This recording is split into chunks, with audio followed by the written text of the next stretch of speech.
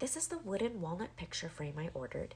Here it is out of the box. It comes with these damage-free nails, which is nice and unique. The included instructions are detailed and super helpful. To take it apart, you just push the front acrylic and it pops right out. It includes the acrylic and then the two mats, one for an 8x10 and one for a 5x7. So you have options depending on the photo you're framing. I'll be using the 8x10. There's a clear acrylic sheet that comes with protective film on both sides, and I love that because it prevents scratches and the acrylic looks great once you've peeled it off. The back snaps into the frame and it uses like these little steel ball bearings, which makes it feel really secure when it's closed.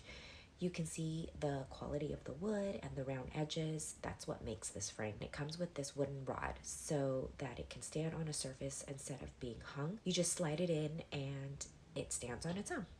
This is exactly what I was hoping to find for a gift, and I'm really happy with how it turned out.